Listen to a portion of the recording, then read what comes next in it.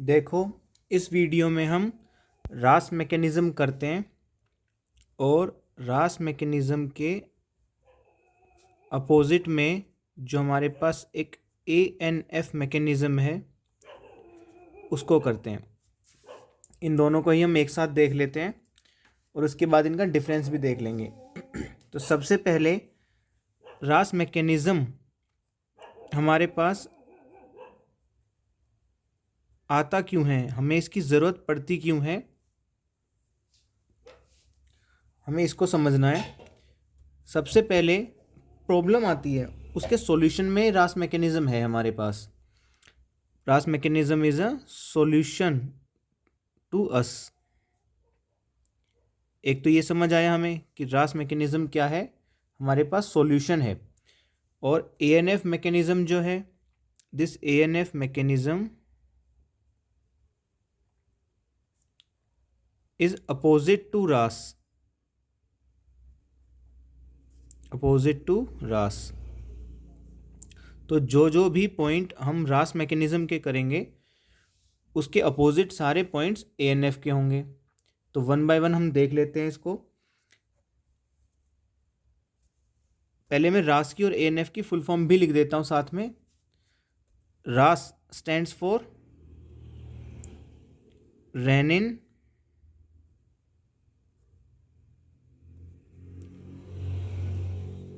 Angiotensin aldosterone system. अब हम एक एक करके इन सबको देखेंगे। इसमें रेनिन भी आएगा, एंजियोटेंसिन भी आएगा, एल्डोस्टेरॉन भी आएगा और सिस्टम इनका मिला करके बन रहा है।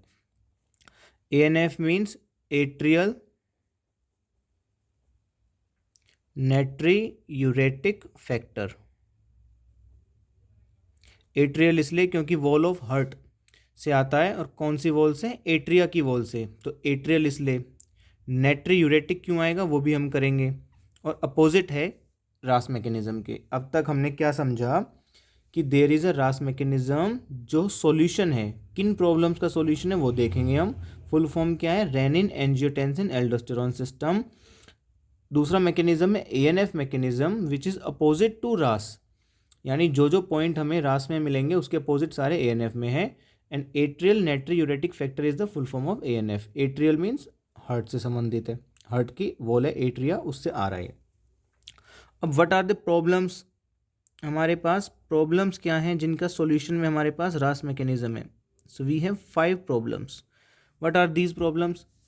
दीज प्रॉब्लम्स इंक्लूड कि अगर बॉडी में ब्लड प्रेशर कम हो जाए, बॉडी में अगर NaCl कम हो जाए, बॉडी में अगर ब्लड वॉल्यूम कम हो जाए, ब्लड वाटर कम हो जाए एंड लास्ट में GFR कम हो जाए। Here BP stands for blood pressure and GFR stands for glomerular filtration rate। अगर ग्लोमेरुलर फिल्ट्रेशन रेट कम हो जाए तब भी, और ये सारी प्रॉब्लम्स जो फेस कर रहा है हमारा बॉडी, हमारी बॉडी, हमारा सर्कुलेटरी सिस्टम में ये पता चलेगा। अब देखो, ब्लड प्रेशर ये भी ब्लड में, NaCl ये भी ब्लड में, blood volume, blood water, GFR ये सारा हमें ब्लड से पता लगेगा। कैसे? अब ये प्रॉब्लम्स अराइज हुई, ठीक है, तो इनको सेंस कौन करेगा? This is our DCT। DCT stands for distal convoluted tubule. मैं लिख देता हूँ, डिस्टल कॉन्वोल्यूटेड ट्यूब्यूल। इसके अंदर स्पेशल टाइप की सेल्स हैं ये। These are macula densa cells. मैं यहाँ लिख देता हूँ, चलो। These are macula densa cells. And खास बात क्या है इनकी? दीज आर सेंसरी सेल्स, यानी सेंस करेंगी। किसको सेंस करेंगी? ये जो 5 प्रॉब्लम्स हैं इनको सेंस करेंगी और सेंस करने के बाद में ये इंफॉर्मेशन भेजेंगी, सेंड इंफॉर्मेशन टू, क्या है इनका काम, these send information to efferent arteriole. किसको, ये हमारा क्या है, Bowman's capsule, sorry afferent arteriole, ये हमारा क्या है, बोमेंस कैप्सूल, ठीक है। इसके आगे PCT, LOH, DCT, ठीक है। This is afferent arteriole, this is glomerulus and this is efferent arteriole. अब यहाँ पर स्पेशल टाइप की सेल्स हैं known as juxta glomerular cells. ये सेल्स का नाम क्या है, juxta glomerular cells, also known as JG cells. अब इन सेल्स को इंफॉर्मेशन पहुंचेगी और ये सेल्स हैं endocrine cells, these cells are endocrine cells. अब एंडोक्राइन है तो ऑब्वियसली कोई हार्मोन प्रोड्यूस करेंगी। अब ये हार्मोन प्रोड्यूस करती हैं रेनिन, क्या प्रोड्यूस करती हैं, renin, this is our hormone. तो अब तक हम जो मैकेनिज्म कर रहे हैं, रेनिन, एंजियोटेंसिन, एल्डोस्टेरॉन सिस्टम, उसमें रेनिन वर्ड आ गया हमारा। मैं फिर से रिपीट करा देता हूँ, रास मैकेनिज्म जो है वो सॉल्यूशन है एक प्रॉब्लम का। प्रॉब्लम क्या है, 5 हैं, ब्लड प्रेशर कम हो जाए, NaCl कम हो जाए, ब्लड वॉल्यूम कम हो जाए, वाटर कम हो जाए या ग्लोमेरुलर फिल्ट्रेशन रेट कम हो जाए, दीज आर द प्रॉब्लम्स। इन प्रॉब्लम्स को सेंस करता है DCT, distal convoluted tubule.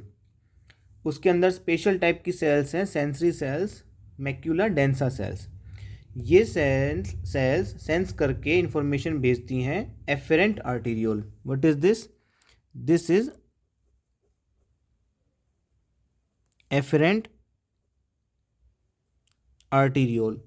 Arteriole के पास स्पेशल टाइप की सेल्स हैं, juxta glomerular cells, JG cells, which are endocrine cells. Information भेज के यहाँ पे JG सेल्स पे ये एक्ट करती हैं और JG सेल्स रेनिन हार्मोन को प्रोड्यूस करती है।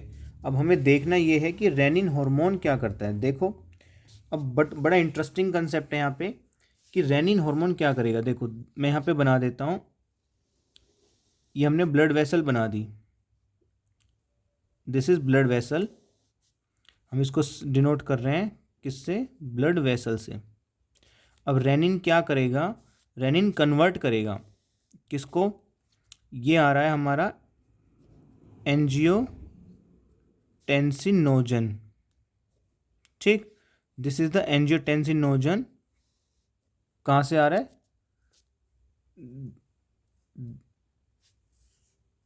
This is the angiotensinogen coming from liver, liver से एंजियोटेंसिनोजन आ रहा है। रेनिन कन्वर्ट कर देगा इसको एंजियोटेंसिन में 1 में। अब एंजियोटेंसिन 1 से ये कन्वर्ट होगा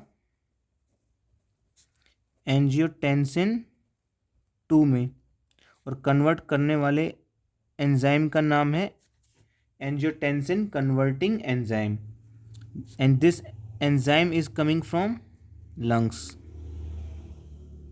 ये लंग्स से आ रहा है। अब बात को ज़रा ध्यान से समझिए, ब्लड वेसल्स के अंदर हमें रेनिन मिल रहा है, रेनिन कहाँ से आ रहा है, किडनी से, और इस किडनी में भी पर्टिकुलरली कहाँ से आ रहा है, JG cells, juxta glomerular cells, endocrine cells. क्यों आ रहा है, क्योंकि मैक्यूला डेंसा सेल्स ने सेंस की 5 प्रॉब्लम्स। रेनिन आ गया, एंजियोटेंसिनोजन लीवर से आ रहा है, जिसको ये रेनिन कन्वर्ट कर देता है एंजियोटेंसिन 1 में। अब एंजियोटेंसिन 1 कन्वर्ट होता है एंजियोटेंसिन 2 में, जो कहाँ से आ रहा है, इसको कन्वर्ट करने वाला एंजाइम एंजियोटेंसिन कन्वर्टिंग एंजाइम कहाँ से आ रहा है, लंग्स से। मैं यही लिख देता हूँ फुल फॉर्म इसकी, एंजियोटेंसिन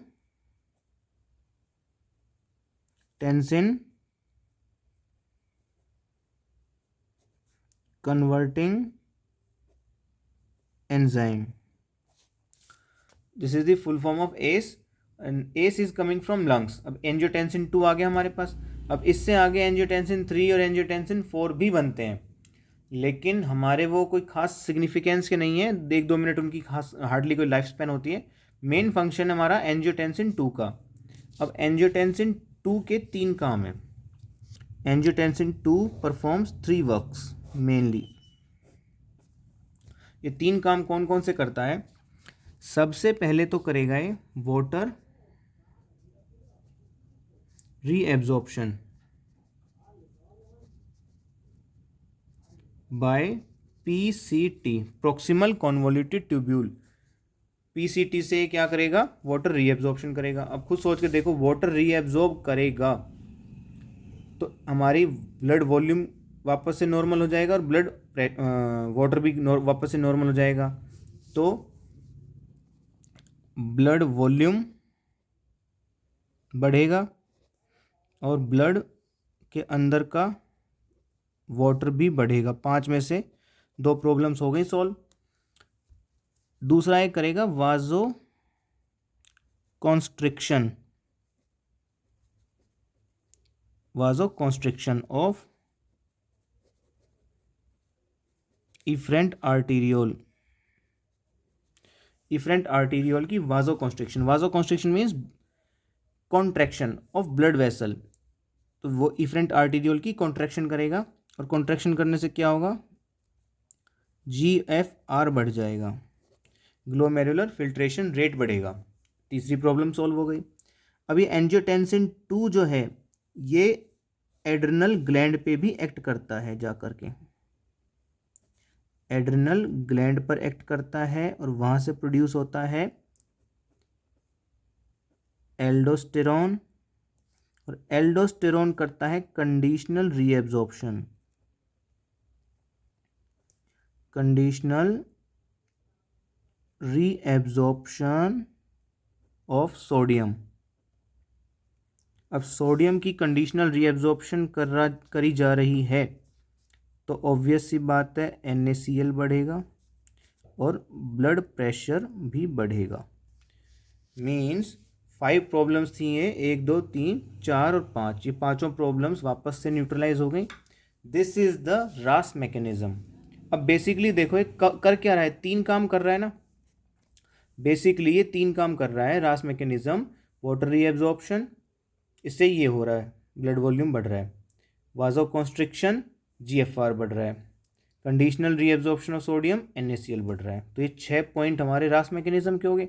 इसके अपोजिट करता है ANF मैकेनिज्म। अब देखो 5 प्रॉब्लम्स थी जो कि BP, अगर ब्लड वॉल्यूम कम हो रहा है तो ये आएगा, ब्लड वाटर कम हो रहा है, GFR कम हो रहा है, NaCl BP ये सब कम हो रहा है तो रास मैकेनिज्म एक्टिवेट हो जाएगा। मैक्यूलर डेंसर सेल्स सेंस कर लेंगी और JG सेल्स पे भेज के इन्फॉर्मेशन अपना रेनिन एंजाइम प्रोड्यूस करवा लेंगी, सॉरी रेनिन हार्मोन प्रोड्यूस करवा लेंगी। तो रेनिन, एंजियोटेंसिन, एल्डोस्टेरॉन सिस्टम, इन तीनों का सिस्टम है ये, यानी रेनिन, एंजियोटेंसिन और एल्डोस्टेरॉन। 3 हो गए ना, रेनिन, एंजियोटेंसिन, एल्डोस्टेरॉन, इन तीनों का फंक्शन है ये, इन तीनों का सिस्टम है ये। ठीक, इस बेसिस पे नाम है। अब इसके अपोजिट यानी घटते हुए 5 प्रॉब्लम्स हैं तो बढ़ा दिया इनको, अब ज़्यादा ना बढ़ जाएं इसलिए अपोजिट में एक मैकेनिज्म होता है ANF मैकेनिज्म। अब देखते हैं इसको, व्हाट इज ANF मैकेनिज्म। देखो यहाँ पे मैं डिफरेंस ही ले लेता हूँ, इसके डिफरेंस लूँगा तो आसानी से समझ में आ जाएगा।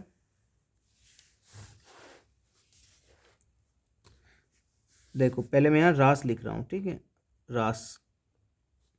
रास मैकेनिज्म कर क्या रहा है? सबसे पहले क्या कर रहा है? वाटर रीएब्जॉर्प्शन कर रहा है ना। वाटर रीएब्जॉर्प्शन कर रहा है बाय PCT। वाटर रीएब्जॉर्प्शन से क्या हो रहा है? ब्लड वॉल्यूम बढ़ रहा है, ब्लड का वाटर भी इंक्रीज हो रहा है। सेकंड मेन थिंग ये क्या कर रहा है, हम यहाँ पे उन तीन पॉइंट्स के 6 पॉइंट्स बना देंगे। यहाँ पे सेकंड चीज़ ये क्या कर रहा था? Vasoconstriction, vasoconstriction of efferent arteriole. और वाजो कॉन्स्ट्रिक्शन से हो क्या रहा था? ग्लोमेरुलर फिल्ट्रेशन रेट बढ़ रहा था। ठीक, और क्या कर रहा था? थर्ड मेन थिंग क्या कर रहा था? Conditional reabsorption of sodium by DCT. DCT मेन आ जाएगा यहाँ पर। कंडीशनल क्यों है? क्योंकि नॉर्मली ये रीएब्जॉर्ब नहीं करता सोडियम को, लेकिन सोडियम कम हो गया ना ब्लड वेसल के अंदर, बॉडी के अंदर, तो इसलिए रीएब्जॉर्ब कर रहा है अंडर अ कंडीशन। तो कंडीशनल रीएब्जॉर्प्शन हो गया। अब कंडीशनल रीएब्जॉर्प्शन हो गया तो NaCl बढ़ गया, NaCl बढ़ रहा है तो BP बढ़ रहा है, ठीक है। अब इसके अपोजिट का क्या मैकेनिज्म है? ANF, एट्रियल नाइट्रियूरेटिक फैक्टर, ठीक है। अब ये क्या करेगा? वाटर रीएब्जॉर्ब, इसका अपोजिट करेगा सारा, रास मैकेनिज्म का सब कुछ अपोजिट करेगा, यानी इन 6 के 6 पॉइंट्स का अपोजिट होने वाला है यहाँ पर ANF में। वाटर रीएब्जॉर्ब करता है रास, तो ये वाटर के लॉस को करेगा। क्या कराएगा? Water loss. और वाटर लॉस को क्या बोलते हैं? डाईयूरेसिस। वाटर लॉस को क्या बोलते हैं? डाईयूरेसिस। अब वाटर का लॉस करा रहा है तो ब्लड वॉल्यूम का क्या होगा? डिक्रीमेंट। ब्लड के वाटर का क्या होगा? डिक्रीमेंट। ये कॉन्स्ट्रिक्शन करा रहा है तो ये वाजो डायलेशन कराएगा, यानी एफरेंट आर्टीरियोल को रिलैक्स कर देगा। वाजो डायलेशन करा दिया तो क्या हुआ? ग्लोमेरुलर फिल्ट्रेशन रेट घट जाएगा। घट गया तो ठीक है। अगली सिचुएशन, यहाँ कंडीशनल रीएब्जॉर्प्शन है तो यहाँ क्या करा देगा? ये loss of sodium, Na positive, loss of sodium करा रहा है, इसको बोलते हैं नाइट्रियूरेसिस। नाइट्रियूरेसिस आप जानते हो, कुछ एलिमेंट्स ना ऐसे हैं जिनका नाम एग्जैक्टली उनके, मतलब उनका सिंबल एग्जैक्टली उनके नाम पर नहीं है। जैसे हाइड्रोजन का H है, हीलियम का He है, लिथियम का Li है, लेकिन क्या सोडियम का SO है? नहीं। सोडियम का क्या है? Na। This stands for sodium, लेकिन इसका सिंबल SO तो नहीं है, Na है। Na comes from natrium, Na comes from natrium. जैसे आयरन का क्या है? फेरस या फेरम है, फेरम है, Fe2 positive ferrous, Fe3 positive ferric. तो ऐसे ही सोडियम का नाम आया है नेट्रियम से। नेट्रियम मीन्स सोडियम, और नाइट्रियूरेसिस मीन्स लॉस ऑफ सोडियम। तो एट्रिया से आने वाला एक फैक्टर, यानी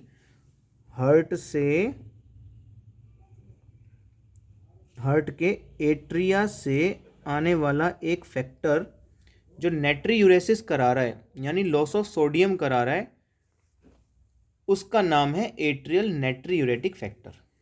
क्लियर? अब ये लॉस करा रहा है तो ऑब्वियसली बात है NaCl कम करा रहा है, और फाइनली BP को कम करा रहा है। ANF is a hormone. आपने अगर एंडोक्राइन सिस्टम पढ़ा है तो उसमें पढ़ोगे आप कि हार्ट से एक हार्मोन प्रोड्यूस होता है which is atrial natriuretic factor. Kidney से प्रोड्यूस होता है रेनिन, जो कि ब्लड प्रेशर बढ़ाता है। एंटागोनिस्टिक होता है इनका फंक्शन, रेनिन का और ANF का। रेनिन ब्लड प्रेशर बढ़ाता है और ANF ब्लड प्रेशर घटाता है। वहाँ पर भी इसको लिखा जाता है। जैसे आप हार्मोनल फंक्शन करोगे तो एंटीगोनिस्टिक फंक्शन है इनका, रेनिन का और ANF का। रेनिन क्या करता है? Increase blood pressure and it lowers blood pressure. This is the function of renin hormone and ANF. Renin comes from kidney, ANF comes from heart. I hope this is very much clear to you now, RAS and ANF.